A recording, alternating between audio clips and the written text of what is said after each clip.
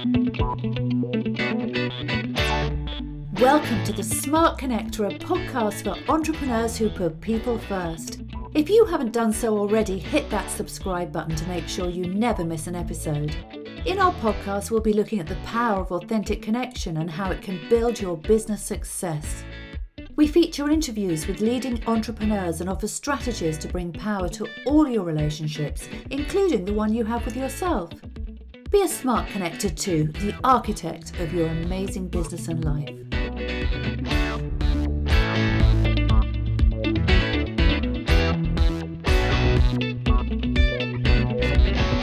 In this podcast, we're going to look at habits that annoy.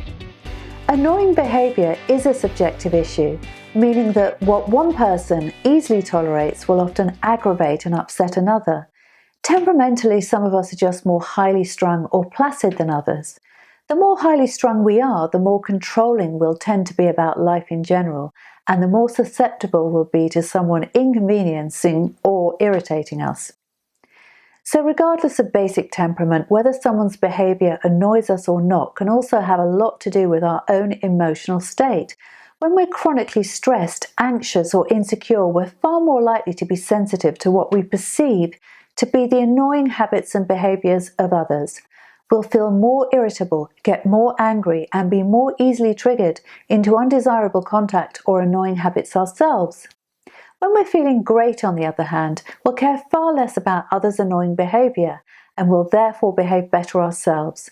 If we notice that everyone around us seems oblivious to another person's behaviour, but we're bothered by it, it's always worth taking time out to ask ourselves what's really up.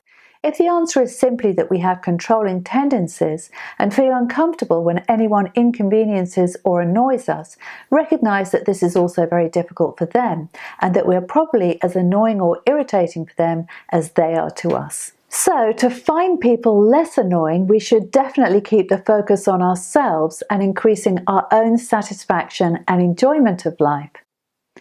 Psychologists have found that being overly controlling of others leads to misery and frustration rather than happiness and success. And since my series is all about strengthening and deepening your relationships in business as well as life, I don't recommend just acting out on irritable feelings, as this can damage relationships and drive others away. There are two ways we can take the heat out of being annoyed or irritated with others. The first is by doing what's called emotional labelling. This involves coming up with a word or phrase when we're feeling upset with someone else to name the negative emotion we're experiencing. So if, for example, we feel crossed by someone pushing through a door in front of us, we can quietly admit that I'm annoyed by that. Some people think emotional labelling will make the emotion more intense, but they're wrong. Psychologists again have found across several studies that doing this actually contains the negative feelings and stops them from boiling over. Suppressing or denying feelings is the thing that gives them more of a hold over us. So when we feel triggered and those annoyed feelings come up, instead of directing them outwards and blaming the other person, we should quietly acknowledge them and decide what they're helping us understand about ourselves. Obviously, this is a discipline, but it's a discipline with a greater mission, that of personal leadership. All of us can be annoying to others at times, and taking this on as our issue to be resolved, not someone else's, is thinking for success. The second way to deal with someone who is irritating or annoying us is to steer clear of them at your most vulnerable times. This is called situation selection, which is about avoiding situations that are likely to trigger you into behaving in a way you might regret. So if, for example, coming straight home from work and seeing your children fight provokes you into anger, either stop or before you get home to prepare yourself for the eventuality, or go straight to your bedroom when you get in until you can calm down and you're ready to engage in a more constructive way. Of course, making these choices sounds simple in theory, but it rarely is in practice, and it can be hard without support. If you're prone to act out on angry or irritated feelings and want to stop hurting those around you, it might be an idea to keep a journal to track and monitor your moods. Better still, practice telling the truth about yourself to someone who cares about you and can support you to achieve happier outcomes for all. Remember, none of us are perfect, so you're never going to be able to achieve full mastery of your emotions and behaviour, but you can certainly achieve a significant reduction in the unhelpful habits that create conflict and unhappiness for others that you regularly engage with. There are certain behaviours almost all of us struggle to tolerate, which I've grouped into 4 categories. The first is a basic lack of consideration for others. The second is the belief that the person in question is more important than anyone else. And the third is bringing down others' moods, stealing their time or spoiling their peace. And the fourth is that control freakery we've already mentioned. I'm going to start with some of the behaviours that come from a disrespect and a lack of consideration for others. I would put in this category issues such as being habitually late or being insensitive to the environment or experience of others. So doing things like slurping food or chewing with an open mouth, nose or ear picking in public or spitting on the pavement, having bad breath or significant body odour, talking loudly about work on a mobile phone in a packed train carriage, coughing or sneezing over people, shoving or pushing past others, cutting them up, driving too fast or honking horns in traffic, generating unpleasant sights, sounds or smells, or otherwise behaving in a discourteous manner that ignores the impact of this behaviour on others. Although all of us have the potential to be insensitive at times, there are some people for whom this tendency is ever present, and these are the ones all of us tend to find most annoying. I believe that such people are expressing their unhappiness and resentment at life in a passive-aggressive way, trying unconsciously to infect others with the misery they don't know how to deal with themselves. So it can be helpful not to react in a knee-jerk way, but simply recognise this and ignore it, thus starving them of attention.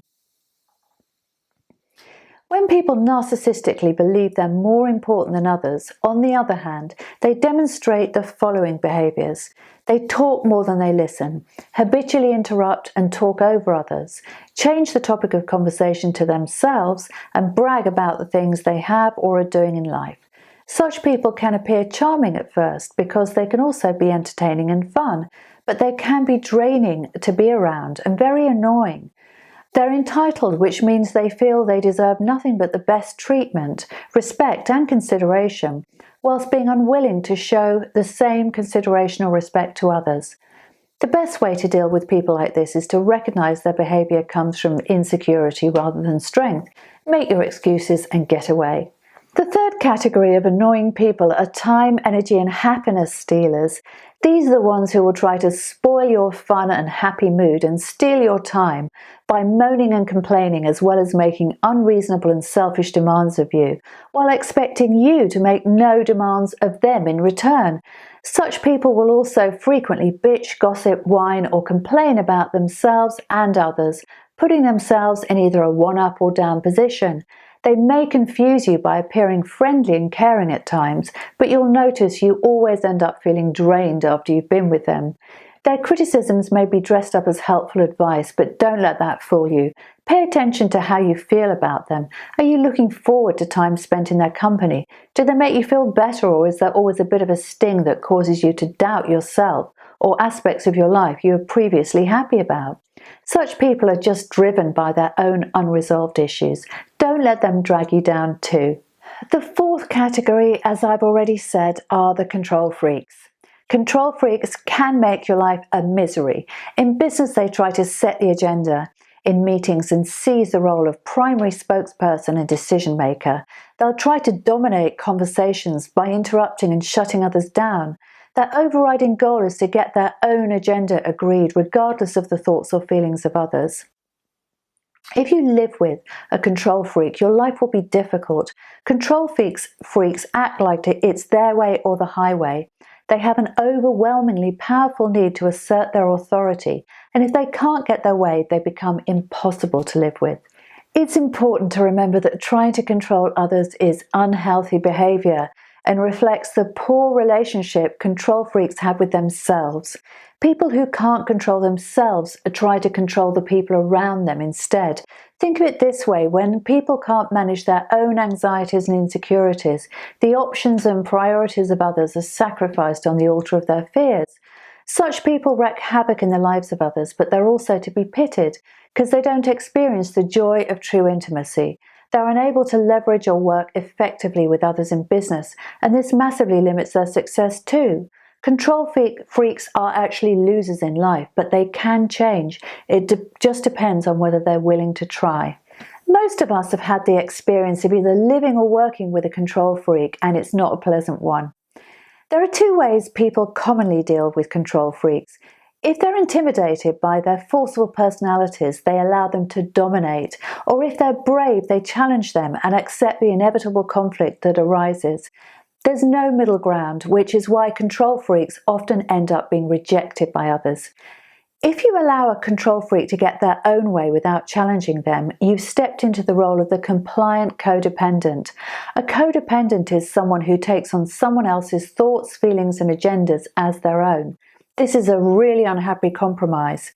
If you stand up to control freaks, on the other hand, you expend your valuable energy fighting, which is exhausting and holds you back from making your own life great. Neither works, but remember, you didn't cause someone's behaviour, you can't control it, and you can't cure it. The only person you can change is yourself. So maintain your understanding that domination of another is not right or healthy, and take steps to look after yourself in the light of this. Perhaps you think that you might be the control freak, which is surprisingly common. Here's a checklist to help you arrive at the truth. Do you struggle to delegate, dislike human frailties or mistakes, or insist on the standards you alone set? Get moody or critical when things aren't going your way? Feel threatened by others' agendas or expectations? Make unilateral decisions when you should have consulted others? Shout or criticize when others suggest something that doesn't match your views? Throw, hit, or kick things when you're angry? Blame or micromanage? If you recognize yourself in this description and want to change, here are some things you can try. Notice when things aren't going the way you'd like. Review your expectations and ask yourself if you're taking the thoughts and feelings of others into account. Discuss any difficult feelings that arise with someone you trust. Practice letting go. Pick your battles and stop trying to control everything. Don't stack your requests. In other words, stop layering demands and just choose the most important.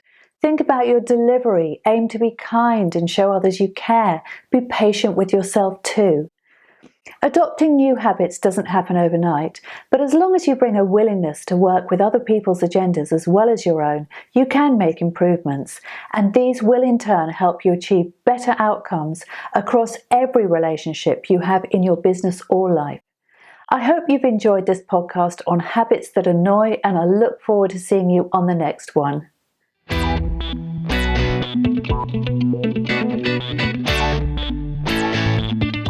Thank you for listening to the Smart Connective podcast. I invite you to follow me on social media or go to www.janebayler.com to book a discovery call and learn about our exciting mentorships, masterminds and retreats. I look forward to seeing you on the next episode.